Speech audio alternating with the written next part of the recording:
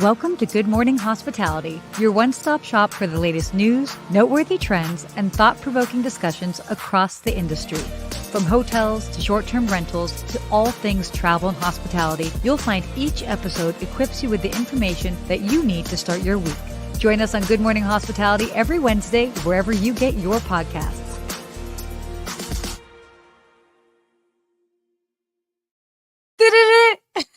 Good morning. Hospitality. Here we are, guys. We are live. Live again. And in action right here at the Biltmore Hotel in Coral Gables. The iconic Biltmore Hotel. One of my favorites. Very awesome. It's very neat. Yeah, I've been here for the past 2 days. Yeah, and tell them, what were you doing? You were on stage yesterday? What was I doing? What was I not doing? No. Good morning, Jeremy. Oh, so wait, by the way, tell us where you're joining us from. Please let us know. You obviously know that here we are in South Florida. But yesterday I got to speak at the South Florida Concierge Association. They had their annual concierge day, and they had general managers from several different hotels, this property, the W South Beach, and oh my goodness. Oh, the Setai as well. Great hotels. So we had a lovely general manager panel. And then I was their keynote speaker. It's amazing. She was on stage for like over an hour, by the way. Yeah, got a standing ovation. And gave out 100 signed books. And we took all these photos. It was pretty awesome. Great job. Yeah, well, congratulations. Yeah, you're sweet. You're sweet. It was a lot of fun. Jeremy just asked a very good question. How are the bathrobes? To be fair, I have not put them on or the slippers.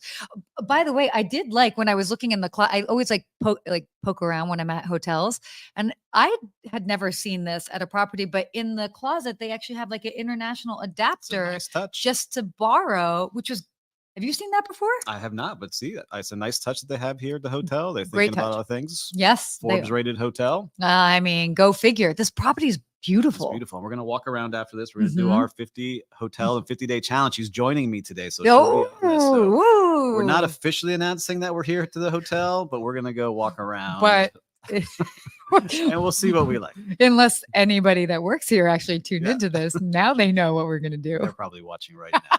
Oh my goodness. And to announce to everyone, we do have a studio audience today. So let's hear a round of applause for the studio audience.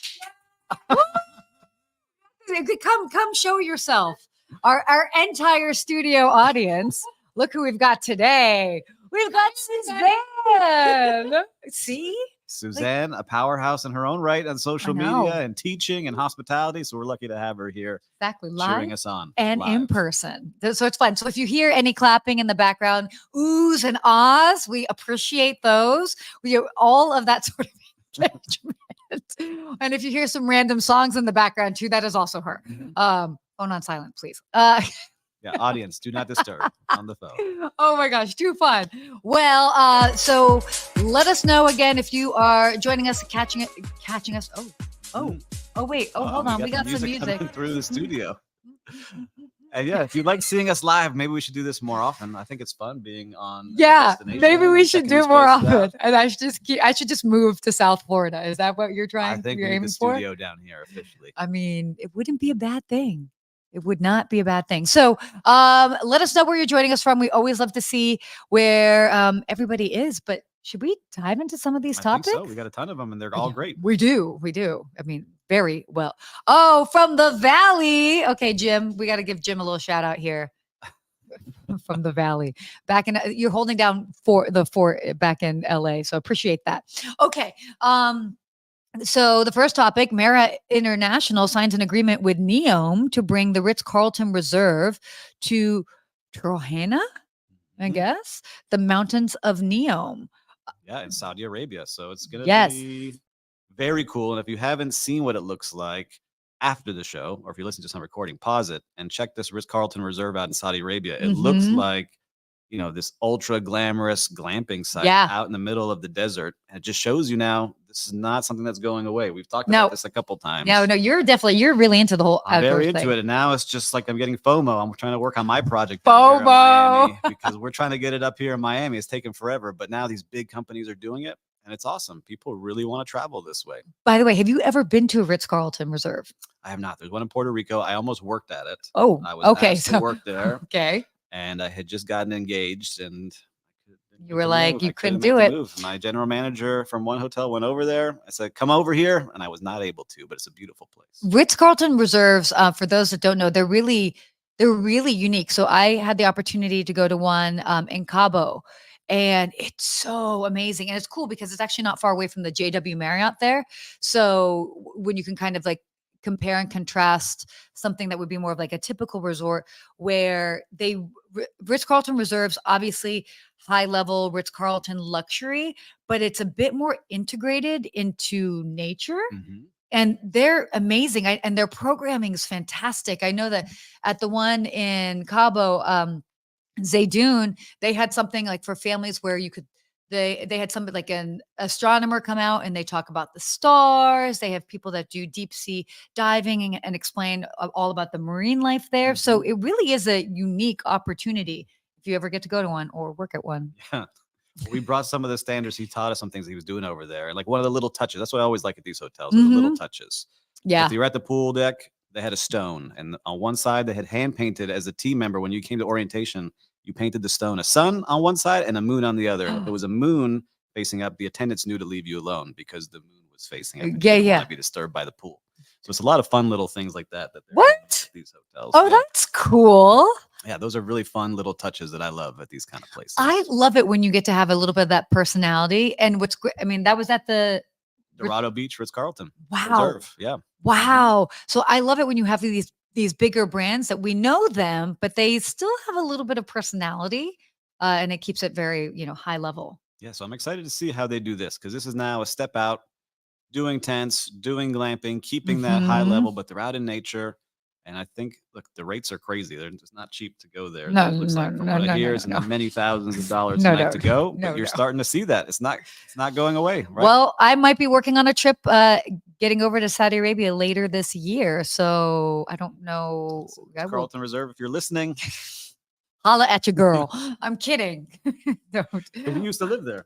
I did. I lived in Saudi Arabia until I was 6 years old. So I lived in Jeddah, Saudi Arabia. So, and I have some cousins there, and my dad goes there quite frequently for work. Actually, he was just at Al Ula, which is beautiful. You would recognize it if you saw it online because their images have been everywhere. But he told me that, and I was like, "What? No invite?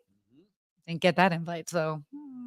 You see, I'll get my own. All right, we'll have to check it out, but keep an eye on that. So if you haven't seen it, check it out, because I think more and more hotels are going to get into this space. And totally. Ritz-Carlton's doing it. You know that a lot of other Marriott brands might start as well. So next topic here, experts are saying that indie hotels must build real loyalty and not bribery. This was a pretty interesting article. Also had a dear friend, Bashar Wali, is in it. And he's always great, by the way, with all of his commentary. But basically, they were kind of talking about how, independent hotels really need to build loyalty through guest experiences. And when they're saying not bribery, I mean, that was a bit, I think, excessive. But as far as like doing like redemption programs and things like that. But it brings a really valid point that it is all about. It's hard. And so if you're a listener out there, are you part of any of these rewards programs? So like the Marriott Bonvoy or the Hyatt has one, Hilton has one, everyone has one. But I understand what they're saying, because when I talk to some of the general managers, they are very wary of at some of these luxury hotels. You get points, but you don't get the full rate for those hotel rooms when people cash in those points. Then you get a free breakfast, and then you get a free this, and you have another free thing that starts adding up, and that all hits that hotel's bottom line. So it makes it even more challenging to hit certain goals that the hotel corporate gives you. So I understand what he's saying, kind of like bribery, because like you're giving all these things away, versus customizing maybe the things that they really love. And so you could do that in simple ways. We've talked about this a couple of times by looking, I like to say, when you're flirting with your guests before they get there, finding out what they want before they arrive to your hotel. Just by asking. Like the one hotel does a great job at this. They send you a nice form. What would you like in the room? What kind of pillows would you like? Do you like still or sparkling water?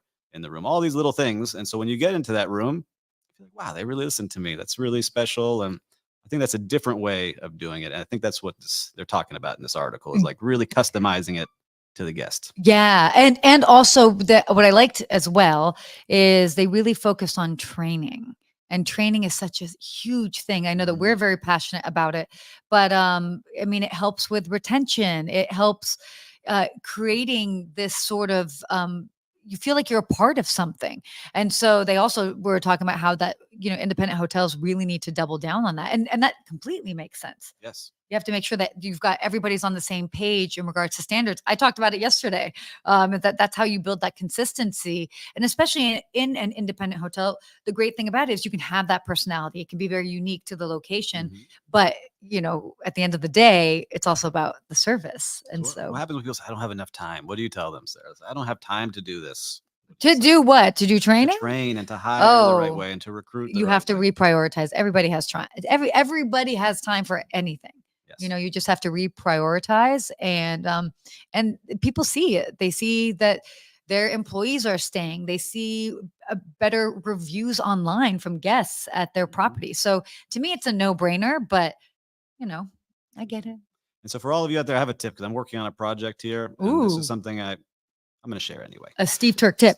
Yeah, like a Turk tips. Turk's tips. Turk's tips. New segment. Oh my God, I can't even say it.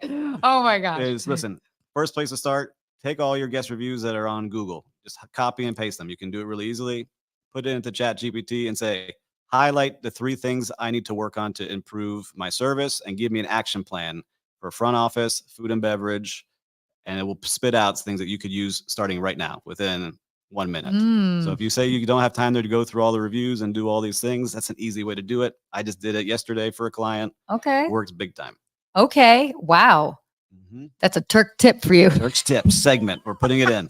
That's great. That's really, by the way, you this is not the first time you've done this. You do actually share some very useful insights on here. I just want to try, like someone mentioned to me, like, Steve, I love what you're doing. I just need some more actionable things. Yeah. Share more actionable items and tips that I could take today and start implementing. So if you like that, I'll start sharing some more things. Yeah, definitely. Oh, by the way, what I should say, a shout out to one of our viewers who's joining us live, Jeremy Cordero. For those that have been following my travels, before Miami, I was in Cabo, Costa Rica. And before that, I was in Cabo and got to be there with our dear friend, Jeremy. So if you don't know him, you should definitely check him out. That was incredible. So more on that, I will be posting more, but he chimed in. It should be a part of your culture. Recognizing and making the guests feel special starts with training. And then it's basically woven into the everyday practices and service. So great. Jeremy, that's a good one. Some people are liking the tip. Dang, I missed the tip. We'll get that's right. It after this. That's a terrific Turk tip. You got it, Christopher. Turk's tips. We're putting it in. I'll try to get one at least once a month. Hashtag Turk's tips. Oh my gosh. Wow. Somebody had coffee this morning. Well, this is cool. I love it. Yeah, I'm into it as well. See, the live energy, live from the Biltmore. Oh, you were okay. Alou. Oh, you were just in Costa Rica. Where were you? I was just south of Yaco, in a place called Playa Hermosa. So it was definitely more in the surfer town, very rustic.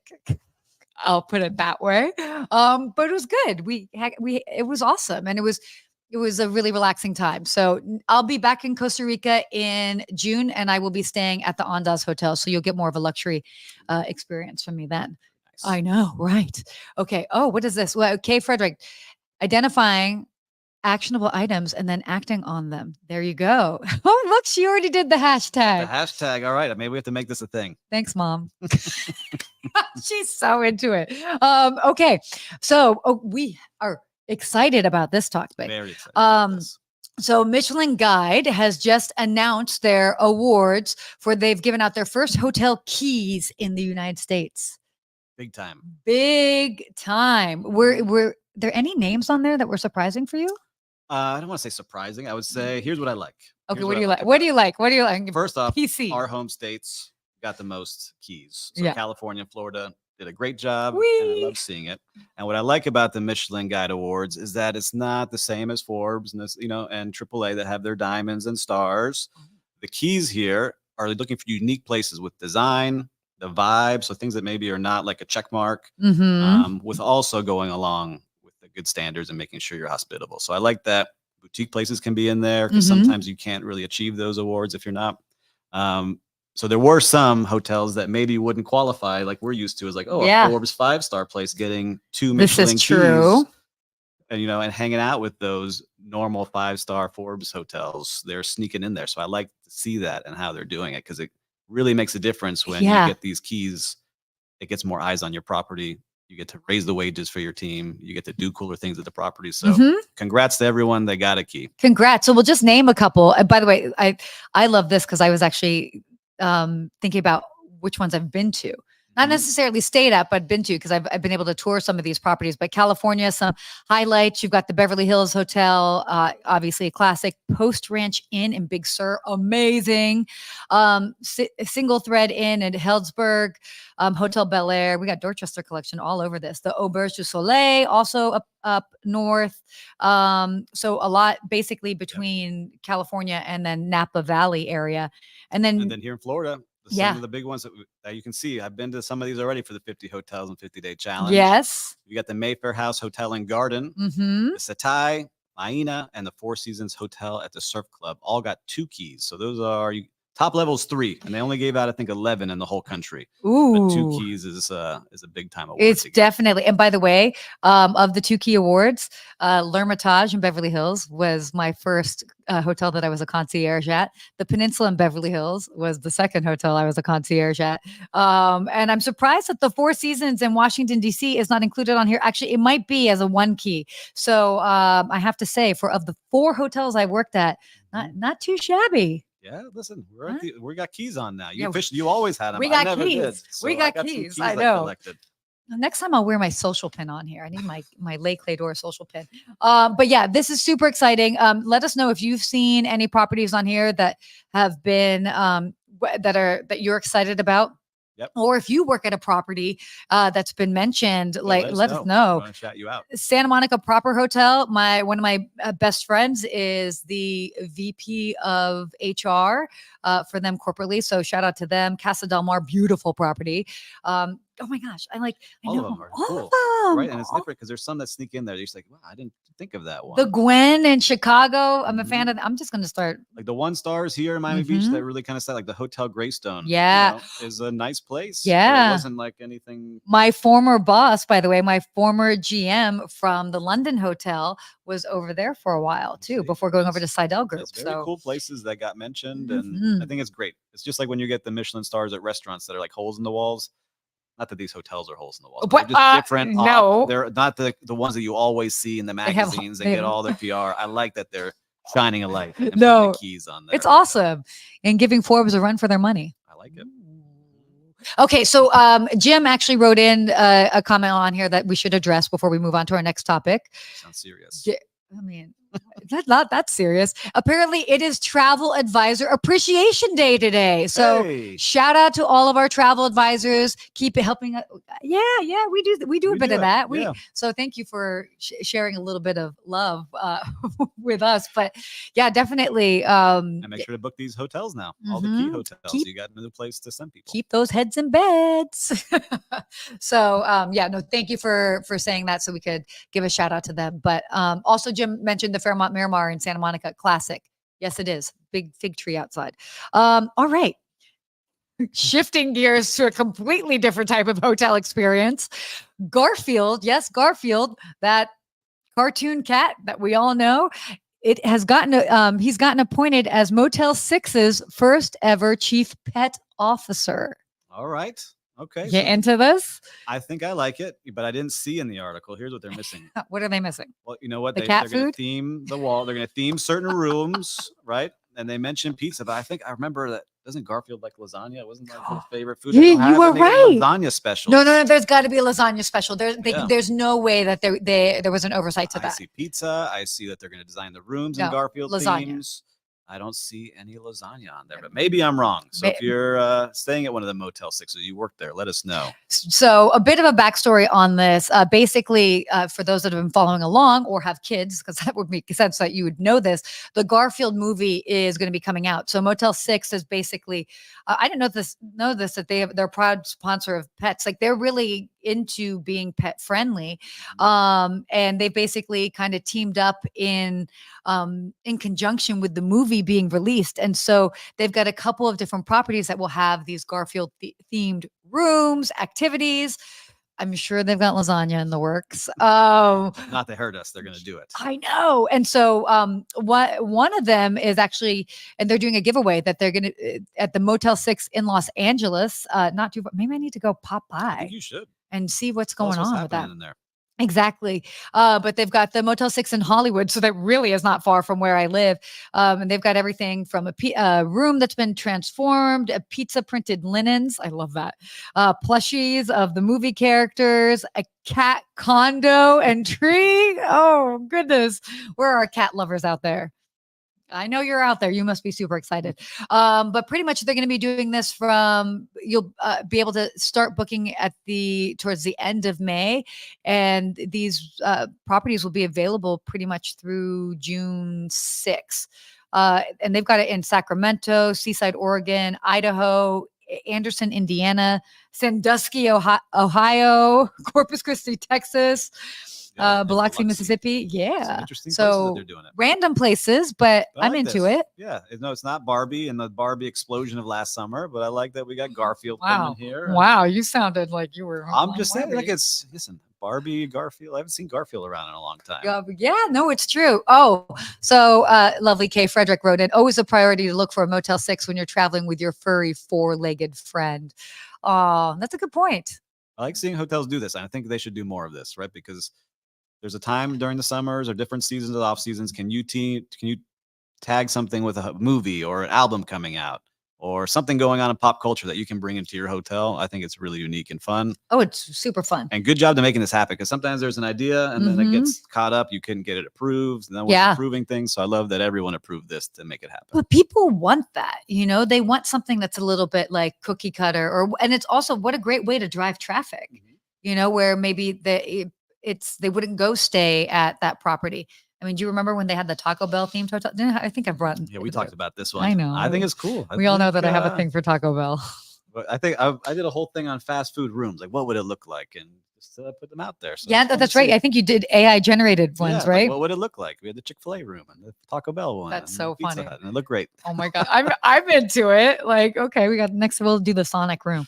All good stuff. So yeah, this is definitely love what they're doing. So if you guys see anything out there, let us know, because it's always very cool when hotels just get a little creative and fun with it.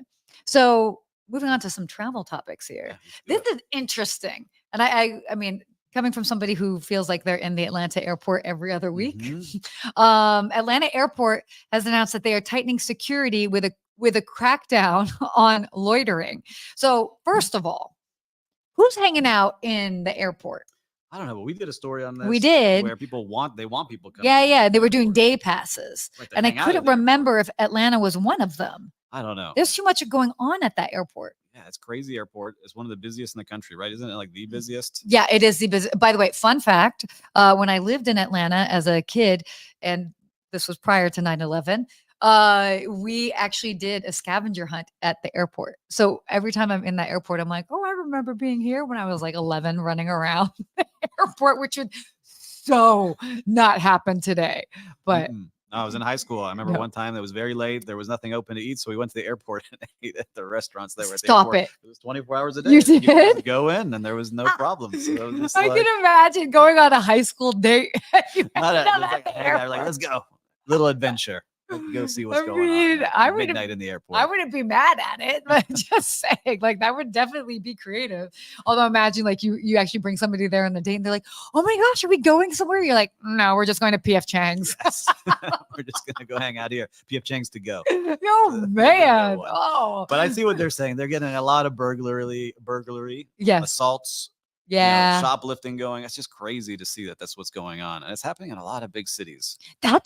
That's nuts, because I think about it now. Granted, like many times, like when I'm there and I'm flying Delta, I'll take advantage and go to the Delta Sky Club.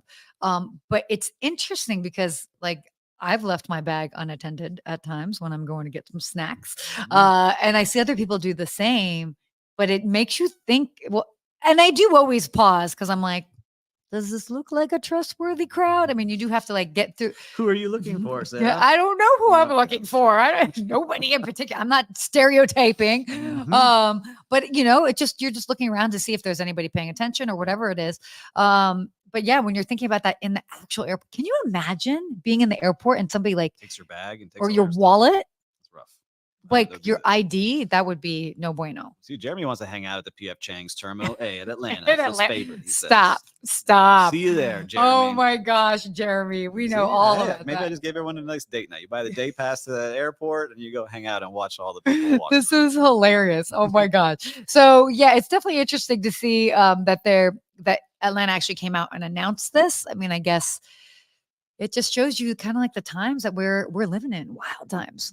It's crazy, but it's just like you see it. I don't know why. Maybe the algorithm's feeding me like a lot of people robbing stores and robbing people. We and have doing that things, in Southern California. I'm gonna Yeah. say it's a gotta thing. tighten up here. Yes, we do. Be kind to everybody out there. That's right. And don't take other people's things.